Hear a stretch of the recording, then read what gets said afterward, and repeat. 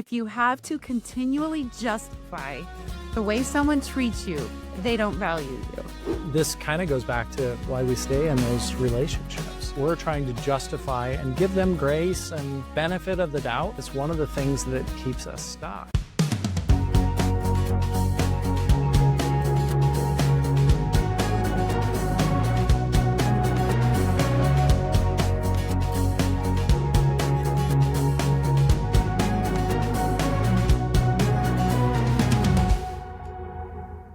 Have you ever walked away from a relationship wondering, was it really me? If you've ever questioned your own reality, lost your confidence, or felt like you disappeared somewhere along the way, today's episode is for you.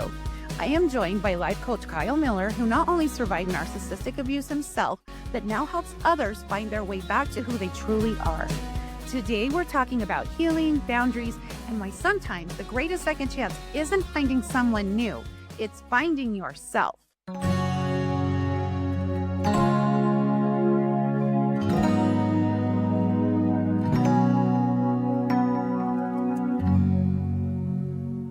So Kyle, welcome to the show. Really, over 20 years ago, I started studying personal development. And strangely, unfortunately, that kind of, in a way, led me getting into a relationship, which I found out only about 6 or 8 months towards the end that it was an abusive relationship.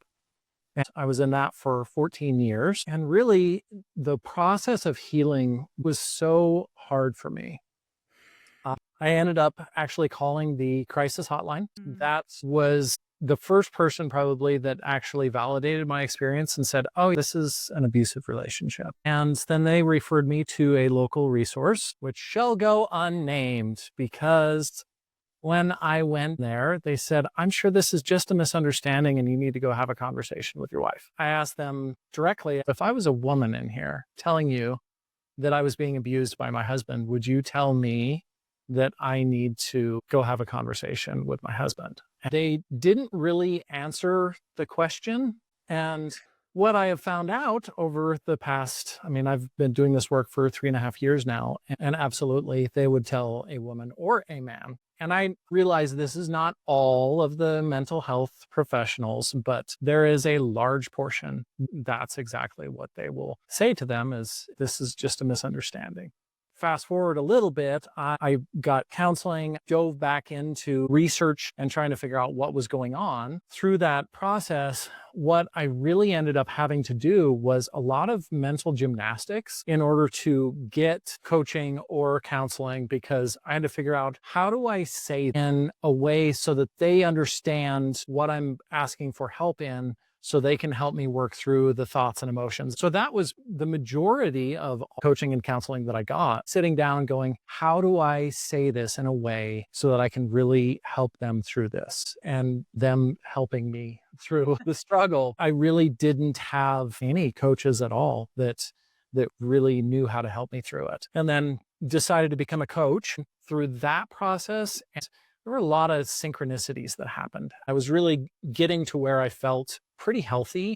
I had a couple of different people that reached out and, hey, can you talk to this person? I've gone through this struggle. Can you help? Or just talking to me about it. And it was like the universe leaving clues and saying, hey, perhaps. So that was really where that kind of ended up. And then the first thought I had was, oh my gosh,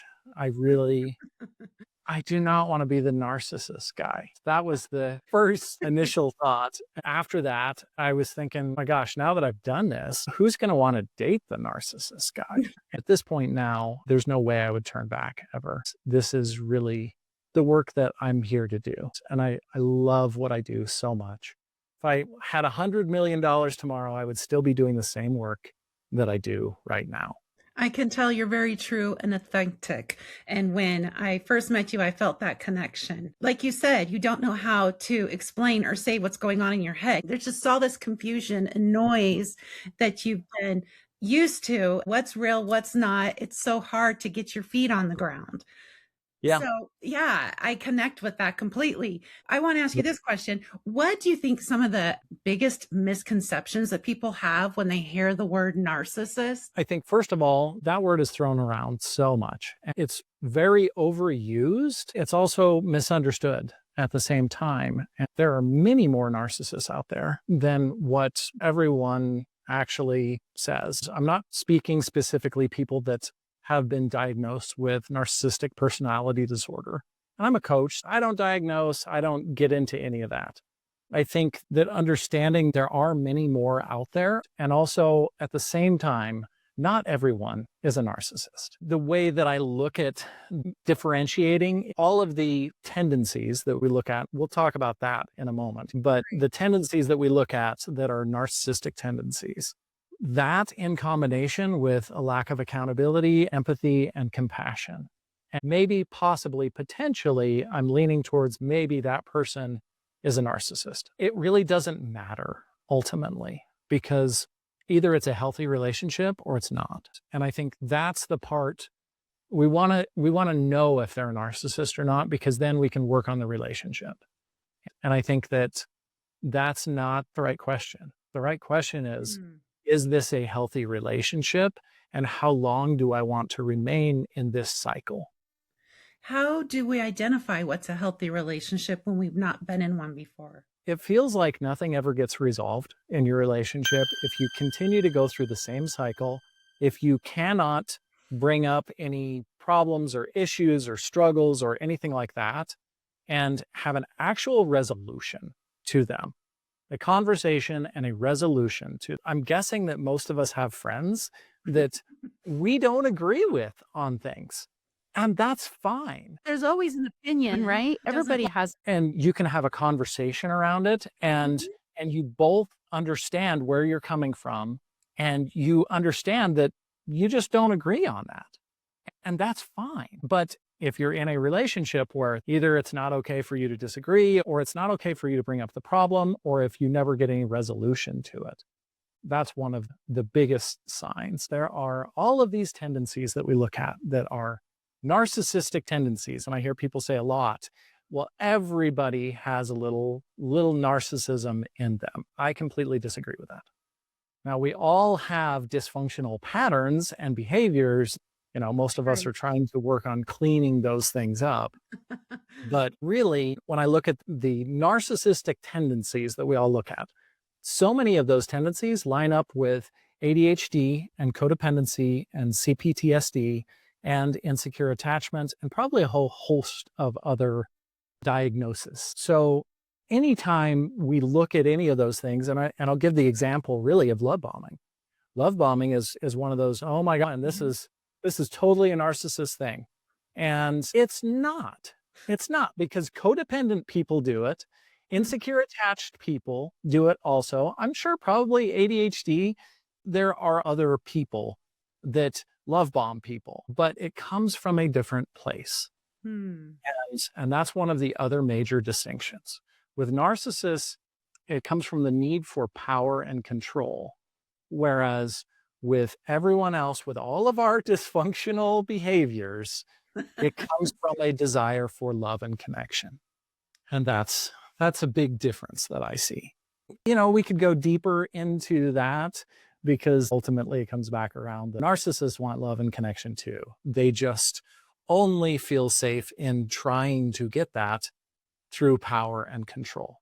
This is my other question. Why do intelligent, capable people often stay much longer in the relationship than expected? I think the biggest reason is because narcissists pick really good people.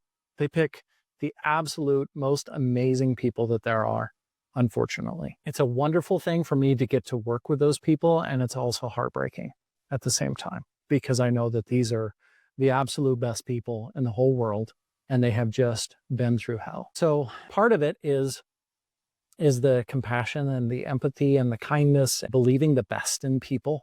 That's so much of what keeps people stuck in those relationships. And I think the other part is we don't want to face. It's not safe for us to face what may be going on in the relationship. To start off with that is we don't even really understand what's happening. Now, most of us, when we start figuring things out and putting the pieces together, it really doesn't make any sense, because how could someone actually do that? So we have trouble believing that what's actually happening is actually happening. And then we're going, I don't want to tell anybody about this? Who do I even talk to? Or if you do try to tell somebody, they're like, once again, maybe this is just a misunderstanding. And to anybody that hasn't been through it, that would seem reasonable. One of the things that I talk about is you have to have the long listen in these relationships. There's one point and then another point and another point and another point and another point that happens that are different, interactions or conversations or things that go on in the relationship. And if you look at any single one of those, they look completely like it could be a misunderstanding or it could be justified. There's all kinds of ways that you could explain away that one individual thing. But when you look at the trend of 5 or 10 or 50 different things all lined up together, that's where you see the trend and the pattern in the abuse. That makes total sense. Yes. And then also the trauma bonding. Like it feels normal after you're comfortable with the discomfort. Does that make sense? Yeah. And I think with the trauma bonding, I mean, this seems like this big nebulous thing. My gosh, it's the trauma bonding that keeps me in this relationship. And really what a lot of that is, a lot of breadcrumbing and still believing the best in them and hoping for what the good times were. We remember, even though we could say that our minds want to look for the negative, in those relationships, we're looking for the positive. If everything was miserable all the time, then we would leave. That's the problem. It's not always completely miserable all the time. And whether or not there are good things that happen, because there are, but there are also the less bad. So if it's been really bad and it's like, well, I don't know, they were sort of almost kind of nice today.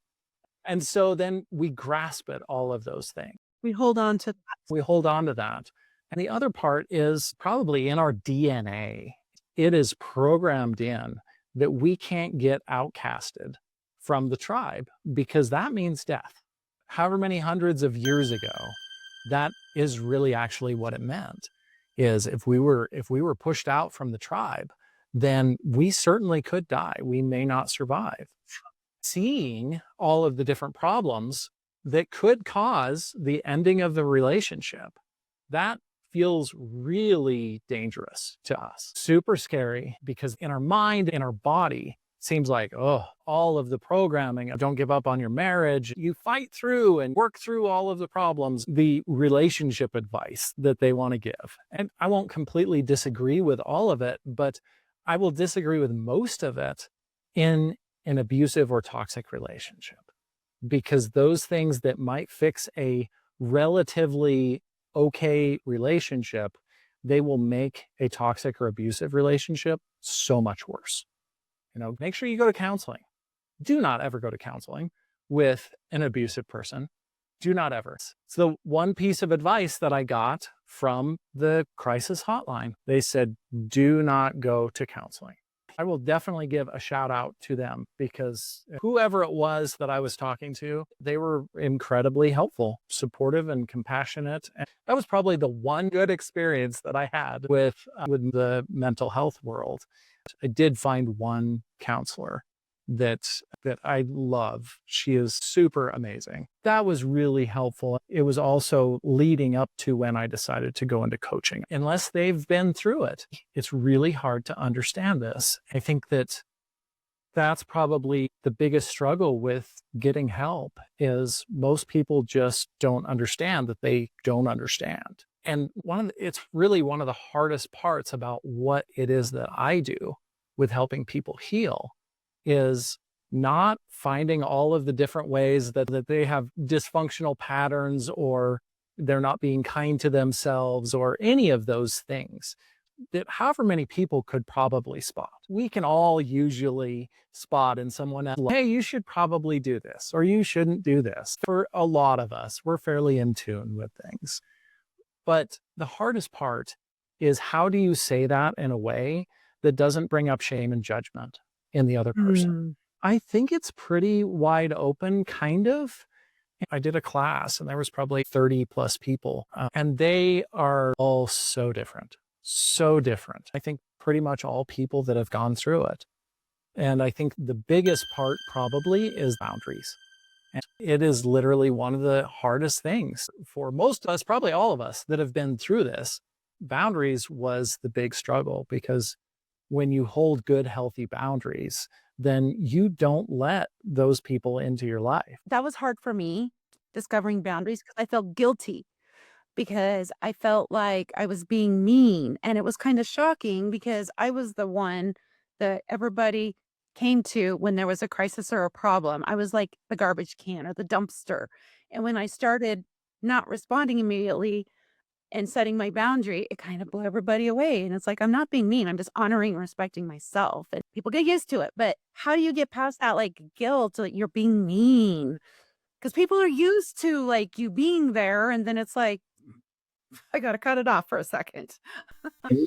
Now you're not here anymore. Available at all times for me to call and really just dump on.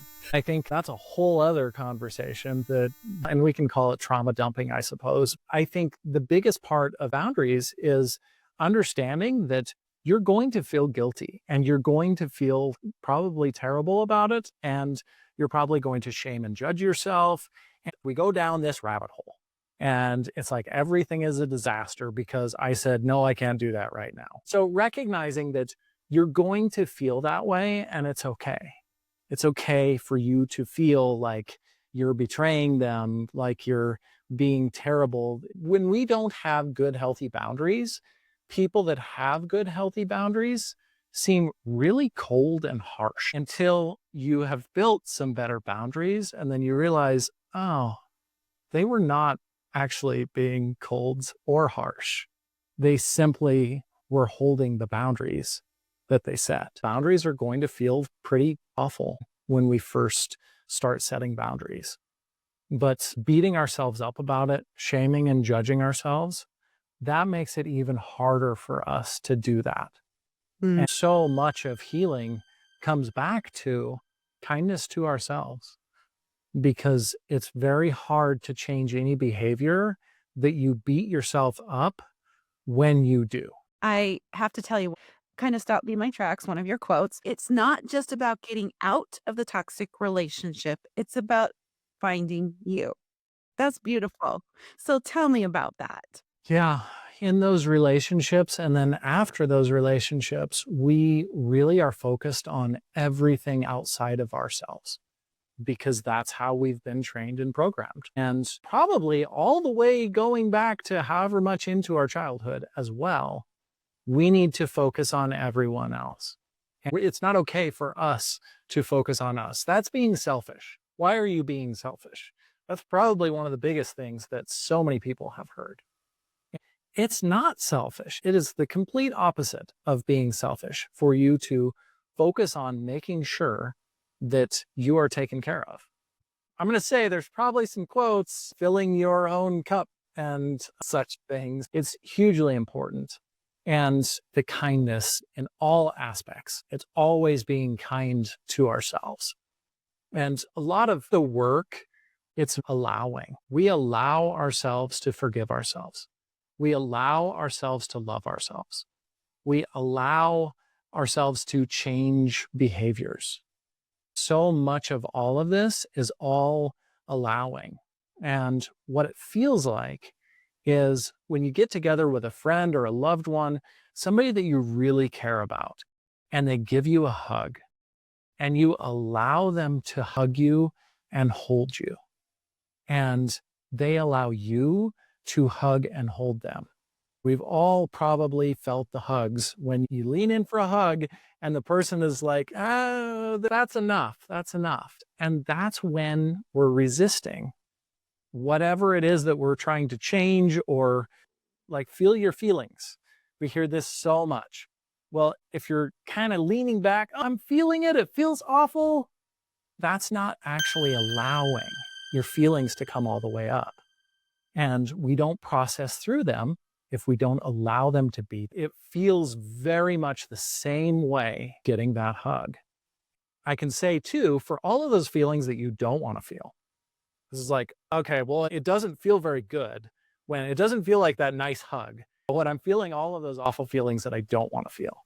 And the way that I think about that is somebody that you love, but you really kind of don't really want to give them a hug, maybe, but you're going to go give them a hug anyway because you do love them. You just don't really look forward to hugging them.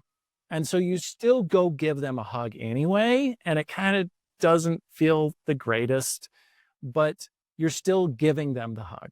And I think with a lot of the emotions that we don't want to feel, it's kind of what it feels like. It's like, well, don't really want to feel this one, but I'm going to just allow it to be there anyway.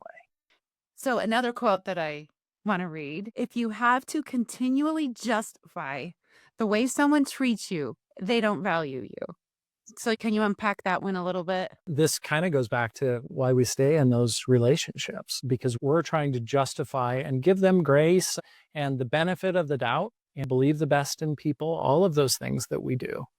And we justify their behavior. It's one of the things that keeps us stuck. With good friends, with really good people that we care about, we know that we can just tell the truth about who they are, how they treat us, all of those things. Just being around. What do you think about this person? They're amazing. I love them. I love spending time with them. I love being with them. They're supportive. They love me. They really care. They show up and they show that they care. We don't have to have any justification. No excuses, nothing else. We literally just talk about how those people are. But in abusive relationships, we have to justify not only to other people, but to ourselves, because otherwise we wouldn't stay. It's too scary to admit it. I actually would defend my partner in the past to other people and just make up excuses. When I look back now, it was because I was scared of what reality could have been or what it looked like. I didn't want to admit it, right? Well, and I think also the way that a lot of people talk about the toxic things that are going on in our relationships. I can't believe that they did this and they said that to you. And it immediately puts our defenses up. And that going back again, the hardest part for me is how do I bring these things up in a way that they don't feel shame or judgment? Because that literally is the most important, and it's probably the hardest part of everything in the content that I do, in the conversations, in the coaching, not bringing up shame and judgment or them feeling like I shame or judge them. Can you explain a little bit about gaslighting, the long-term effects of that? Yeah, gaslighting's another one of the terms that gets thrown around all the time. And everybody's gaslighting, of course. And so if somebody lies, then of course they are called out as being a gaslighter. That is not even remotely correct. There is a lot of gaslighting that happens, but what gaslighting really is when they not only lie, but they double down on the lie or triple or quadruple in a way that makes us question ourselves, our sanity, and our reality. They say something to you that was unkind, they call you a name or anything else, and you say, I don't appreciate you speaking to me that way, or you can't say that to me, or something like that. And then they say, I didn't say that. Or I didn't mean that. You're crazy. Why do you always bring things like this up? And then you turn it into something nonsensical. You're absolutely out of your mind. That is when it becomes gaslighting, because then we question ourselves. Did I misunderstand? Did I mishear them? You can see where we stumble and fumble and go down that road and go, how did I do something wrong here? That's where it becomes gaslighting. And I think the long-term effects of mental and emotional abuse, and obviously physical abuse is awful as well, but the mental and emotional abuse, I don't think there's anything that doesn't have some link to mental and emotional abuse. That makes it really hard. What does it cause? What I see with women specifically, it causes all kinds of autoimmune issues. And then I think with guys, it's more of the heart issues or other physical issues, but those are two of the major ones. So the guys will literally, in ways, I think, I have a broken heart. There's obviously all kinds of other issues. Doesn't mean that their health and their lifestyle and all those things don't affect it. But really, I think it affects every single aspect of our health in a way that we just don't quite always see. I've seen that one particular client. I remember her saying, "Oh my gosh, my skin is so much better. It's just absolutely different. And I have done literally nothing to make my skin better. And I've aged in this time that we've been working together. Yeah. And all of a sudden, my skin is way better than it used to be." And this is kind of a regular thing because however many of the people that I talk to also are talking about ADHD. And that's just what I have. And it's just the way it is. And I'm like, "Don't worry, it's going to get better." And the response is usually something like, "No, I've had this my whole life. I have ADHD. It's not going to get better. It's going to be this way forever." And I'm like, "Okay, all right." And then sure enough, 6 months, a year, however long it is later, and they're going, "I don't struggle with that the way that I used to." And I did hear one of the podcasts that I listened to, she was talking about how she thinks that most people probably are, and whether or not it's misdiagnosed or whatever, but she thinks that so much of the ADHD in so many people is actually a trauma response and not actually ADHD. And that, Interesting. other than I know that I've seen countless clients that are convinced that they have ADHD and they have all the struggles, and it all gets better through time and work and healing. So, have you seen clients like rediscover their passions, strengths, or dreams they never had the potential for after leaving a toxic relationship? They open up to life and living, and they don't struggle. I mean, whether or not it's coworkers or even with toxic family, they go from a point of being like, "I can't be around them. I can't deal with them. I just have to cut them off." And then getting to a point where it's fine. I can be around them. I don't want to, I don't choose to very much, but it doesn't ruin my day and it doesn't ruin my life. I just choose not to spend as much time with them. My goal with all of my clients is to get them to the point where they can have everything blow up and go sideways in their life.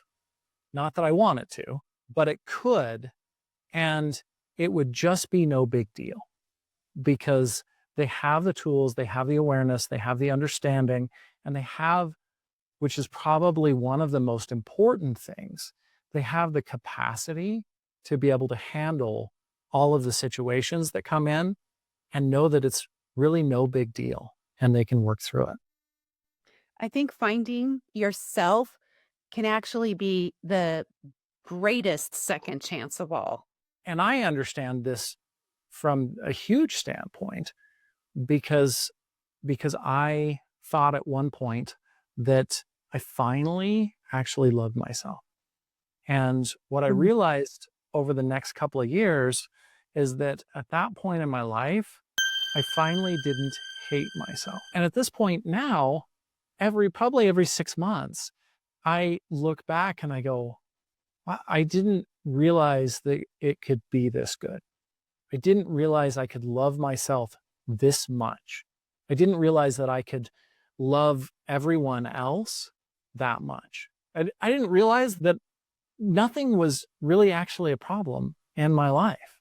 Actually, in a lot of ways, it helps me to strive for more things that I want in my life. And I see that with people is I'm going to go back to school. I'm going to go on this adventure. I'm going to go. I mean, they start living is really the biggest thing. And it's all different. It's all across the board. And I have to bring up something about this because I think a lot of people think that, oh, if you're a life coach, then you're going to tell me how to live my life. It's probably one of the furthest things from the truth. First of all, my advice doesn't really have much weight, and it really is only as good as it is for me. So for everyone else, we all have different lives. We have different desires. And so helping them to not only give themselves permission, because we're looking for permission. can I do this? It took me probably a couple of years before I realized I don't actually have to keep my house this way, or I don't have to do this way. I can do whatever I want. But it took a lot of work for me to just decide, I don't like that. I want to change that. And I think it's the same way for a lot of people. It takes a lot of work before we can actually start choosing what we want in our lives. And then even more so, oh my gosh, am I going to change careers? Am I going to move? All of the other things, I think I want to do this hobby, and I think I'm going to start doing that. So many different things. And really what we're doing is we're releasing the brakes from all of the things that they could want in their life. Because what all of the abuse and the trauma and all of those things that we go through, it literally is like brakes on our life, holding us back from doing the things, from living the life that we actually want to live. That's a great analogy. That should be a quote. Kyle, what message would you give to someone who feels maybe they've lost too many years to ever start over? Like they're too old. First of all, it's okay. No matter where you are, no matter what's going on in your life, it's okay. And from that standpoint, we don't have to stay wherever we are. We can always move forward. And I'm seeing this so much. There are so many people that are older and older and older that are doing all kinds of different things. It's like I'm 80 something or I'm 90 something and I'm learning how to do this sport now, or I'm going back to school, or I'm going to go travel the world. I'm literally seeing this more and more. There are more people that supposedly we can't do anything. It's too late.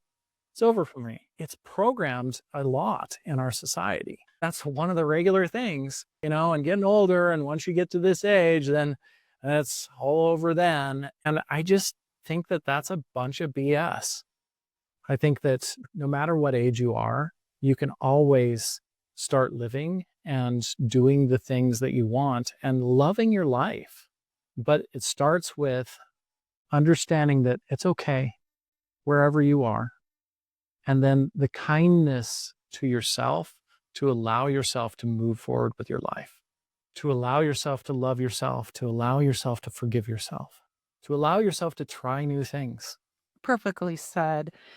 One boundary that everyone should have. What do you think that boundary should be? I think the biggest boundary probably is with ourselves. And I say that because it's a lot easier for us to recognize the way that everyone else is treating us if we have boundaries with ourselves about how we treat ourselves. And I think probably most of us are still guilty of being a little more harsh on ourselves than we would allow for someone else to be. But the kinder that we are to ourselves, it is a boundary that we can set. And the way that I think of it is when you have a little kid and they are super mad and they're going to beat on you. So they are throwing fists. Then what a healthy parent will do is say something like, okay, that's enough. No, we're not going to do that. We don't have to fight back. We don't have to beat them up. We don't have to spank them. We can go, whoa, no, we're not doing this. That's not going to happen. We're not going to go beat on people. We're not going to do any of this. But the way that we talk to ourselves is usually not that way when we're being abusive to ourselves. We will just bring out the big sledgehammer. And that's what we do to ourselves. So if you think about the boundary, you're calling yourself names or that you're stupid or any of those things, you can just think to yourself, whoa, okay, that's enough. That's enough. We're not going to do this. And I think that gives us a disruption in the pattern because it literally called it a pattern interrupt, right? When we start doing that more often, then we start treating ourselves better. And the better we treat ourselves, the easier it is for us to turn and say, no, you do not get to talk to me that way, actually. to someone else. That's powerful. So, what is one small daily practice that can help somebody reconnect with themselves? I think that journaling is probably one of the biggest things, and for a different reason, probably, than most people talk about journaling. I love journaling, handwritten journaling on paper, because you have to slow your mind down so much in order to think about what you're going to write and then decide what you're actually going to write and then actually write the word down one letter at a time. It puts the brakes on our mind in such a huge way that causes us to slow down and think about your thinking. And it's time with yourself, for yourself, and the time to slow down enough to think about what it is that you are thinking. And with journaling, I don't think that there's any right or wrong way, including being distracted and not really getting much written and maybe daydreaming and looking around and all of the things that I'm sure probably most people do. I definitely do that. I am certainly guilty. And I think the most important part, you're showing yourself by example that I am important enough. I deserve to have some time for me. One of the things that I want to touch on with that, a lot of people say, I have kids and I have all the things going on. I can't get time away from my kids. What you're showing them by your example is that they don't ever get any time for themselves either. And so when you start, and this is another one of those boundary things that's hard, right? It's like when everybody thinks that they can access you all the time, then they expect that that's the way it is. When you start taking time for yourself, it not only shows them that you get time for yourself, but it also gives them permission through your behavior that they get time for themselves too. And I would almost guarantee that you start taking some time and you sit down and journal, and what are your kids going to start doing? The same thing. Same thing. Don't listen to anybody that has anything to say about how you're doing it wrong or you need to do it this way or anything else. And if that's one word, if that's a scribble on the paper, if it's 14 pages, it doesn't matter. It matters that you take the time for yourself. I love that. I believe it's never too late to start over. And one thing that I want listeners to take away today is that healing isn't just about escaping a painful relationship. It's about coming home to yourself, and it's never too late to start over. So, Kyle, how do people connect with you? KyleMillerCoaching.com and at Kyle Miller Coaching on all of the social media. You can reach out in any of those ways. You can send me an email, Kyle@KyleMillerCoaching.com. And yeah, happy to talk with everyone, anyone. And while I have you, one last thing I want to say for the person that's listening right now who feels exhausted and questions their own worth and wonders if they'll ever feel like themselves again, what would you want them to know? It's possible for everyone, no matter where you are. And really, it's probable if you just decide. The hardest part is the decision. Deciding that I'm going to move forward in my life. Then the pieces start to fall into place. And it doesn't matter how old you are. It doesn't matter what's going on in your life. Everyone has the opportunity to change their life to the way that they want it to be. Powerful. Thank you, Kyle. I will let you have the last word. Thank you so much for having me on. I think I'm going to leave with a paraphrase of Jim Rohn, and it's one of my favorite things that I've ever heard. So for all of the people out there that are, maybe you took notes or maybe you just listened, you get to take a piece of me with you. And that's really incredibly special to me. One of the gifts is that I get to take a piece of you as well in my heart and in my prayers. Much love to everyone out there. Thank you, Kyle.